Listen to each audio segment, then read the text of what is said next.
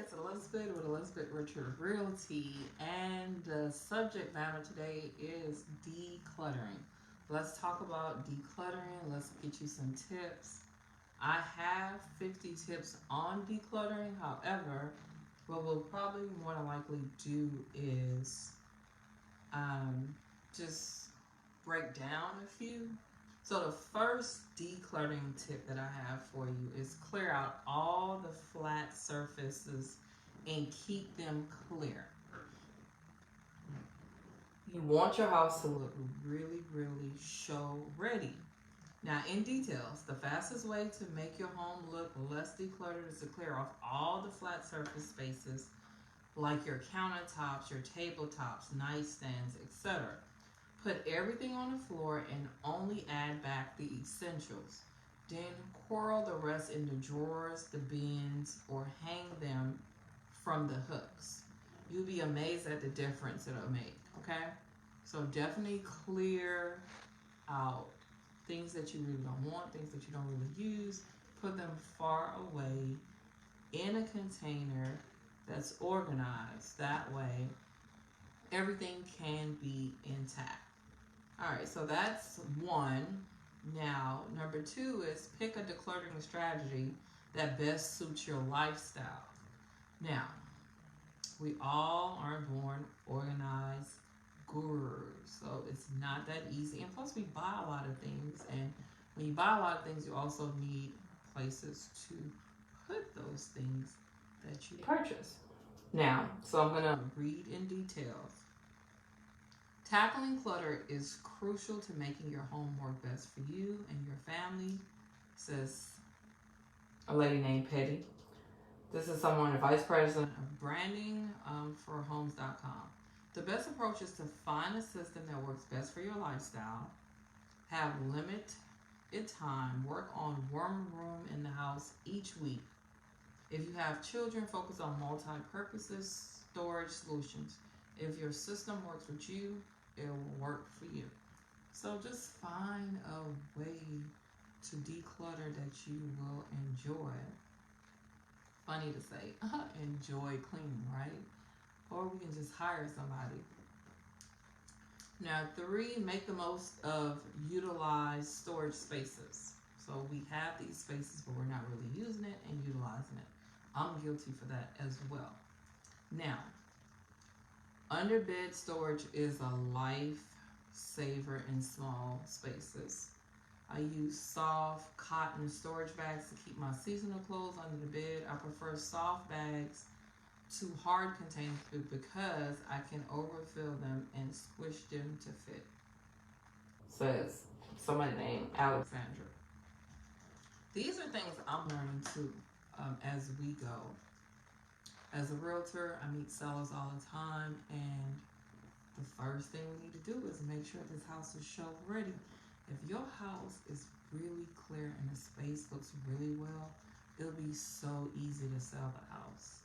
Like very, very easy. But if it's really cluttered, people are going to be opinionated and they're going to have their own opinions, and it's not going to be easy to sell it. However, there are people who look past the junk.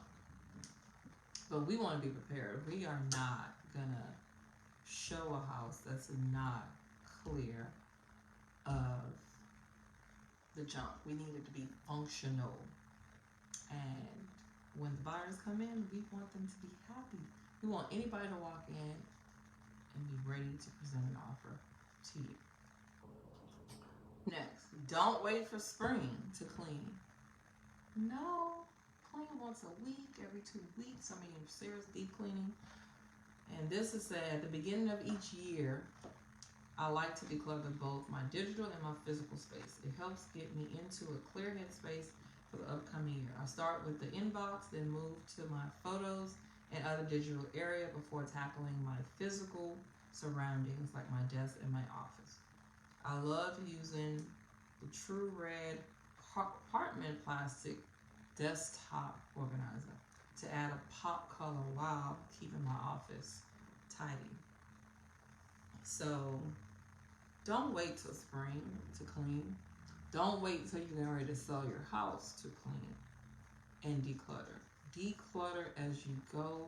so you can have a free, clear mind, clear space. On to number 5. Ask yourself what items you actually use and ditch the rest. I know it's hard. It's even hard for me. I'm not gonna say how old I am. I have stuff from when I was 18 still. Now, do I need it? No, but I am the kind of person who likes to keep up with my things, and I don't like throwing away stuff. I'm not gonna call myself a hoarder because I'm not a hoarder. There's no way. You can say that because coming in my house, it don't show that I'm a hoarder. The most important step in any organization process is to purge anything and everything that you don't want to use often. I see clients fill up space, pretty labeled bins and contents they will never need. Only when you start with precisely the things you are 100% sure you want to use does it warrant tackling your declutter room or closet. Use your energy to simplify. Now we got 6. Designate a place for the clutter to go. I do not prefer this method, but we can have our clutter aside, right?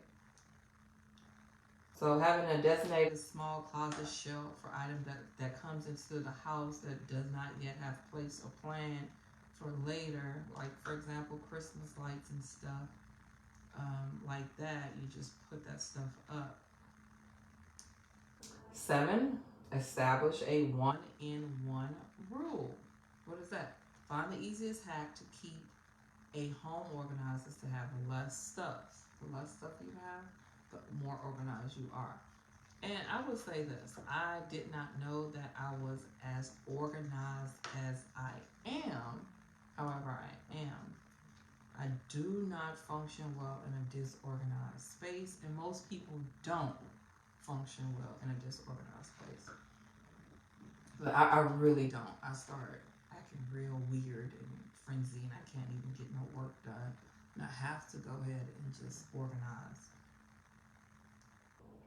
Declutter in stages. That would be good for someone who usually is not organized.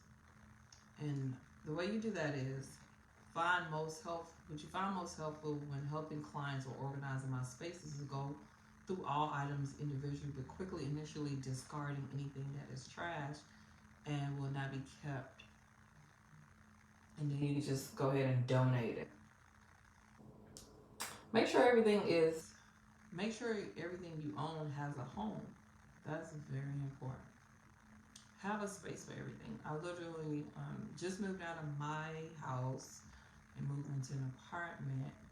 Right now, I don't have a lot of space in my apartment. However, I'm still not done organizing and putting everything up. So I can find out what do I need. And I want to try to make sure that I don't have to buy anything because I may already have what I need to organize the stuff that I have. Maybe in my house, I could go get something out of the garage. Trying to limit spending money. Evaluate one room at a time. That's very important so you don't get overwhelmed. I know as a seller, you're getting ready to sell. You want to get on the market as soon as possible. And here we are, 30 years of stuff, 20 years, 10 years. Heck, 5 years of stuff we'll talk about. Me personally is a lot of stuff. And or, maybe you could say 5-10 years of stuff. So chances are good that you're underestimating how much you need to get rid of and procrastinating just to make it more likely that you'll bring clutter into your home, your new home. You don't want to do that. You don't want to bring clutter into your new home. But if you are buying things and you know you want them, you know where they're going to go, that's perfect. But before buying things, you may want to eliminate stuff first and then you buy new things. Conceal clutter smartly. Invest in closed storage pieces for your living room, your dining room, your family room. These pieces allow you to organize and hide a lot of the clutter. So that's something good to think about. Create a decluttering checklist. So getting a checklist would be great for starters, especially for sellers, so you can check off some of the things that you know you need to do so we don't miss anything. Take inventory of your closet. Say goodbye to anything that's haven't been worn over a year. Always been told this, but do I do it? Yeah, give yourself a large clear plastic bin to pack up keepsakes. Put into the bin only what you can't live without. Difficult for a hoarder, I know, but you have to do it. It's important. Make decluttering fast and easy. Baskets are your best friend when it comes to avoiding any sort of clutter. You can throw truly anything into a beautiful design nesting basket. Blankets, kids, toys, you name it. I'm actually doing that right now. As I mentioned, I just moved into an apartment and everything is all over the place right now. And I have empty baskets and I have clothes on the floor. Crazy. But I know what I need to do. I just need to do it. Now, the part I'm struggling with is the procrastinating part. I don't know about you, but that's what I'm struggling with. Be strategic. The best hack I've learned is to place organizational items in the places where I tend to collect piles. Wow, I need to be strategic. I don't think I'm being as strategic as I should be based on this. What you can do is put a file drawer by the bathroom vanity cabinet to hide the notes, inspirational pages, and other collected clutters from the chaos of one day. Once a month, clean the file drawer and start fresh all over again. Easier said than done. So that was number 15. So what we'll do is I'll pick back up again and give you the rest. Hope you enjoyed this video. When it's time to sell a house, you have to make the house as beautiful as possible for the next buyer. It's very, very hard, especially first-time buyers. Not only first-time buyers, buyers in general, to really visualize themselves in the house if it's not functionally appealing and drawing to them at this time. How do I know? Been in the business 5 years, sold several houses. I know buyers, I know sellers, I know what the people want and what they're looking for. And the biggest thing is making sure that the clutter is totally eliminated. Thank you. You have a great day. I hope this message resonated with you. We will be back with the following few. Maybe I'll do 15 more. And this is very, very helpful for me too. Just a reminder, we all struggle through the same thing, have the same struggles. We work together, we can get it done.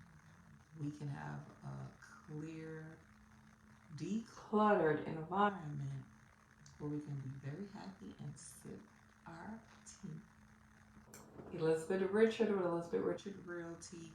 Follow me on YouTube, Instagram, Facebook, Pinterest, LinkedIn, Tumblr, and many, many more sites. Also, my website is elizabethrichardrealty.com. Send me an email at elizabethrichardrealty@gmail.com. And my cell phone number, if you want it, is 770-378-5948. Feel free to call me and or text me anything that you want relating to purchasing a home. Rather, selling a home. Bye.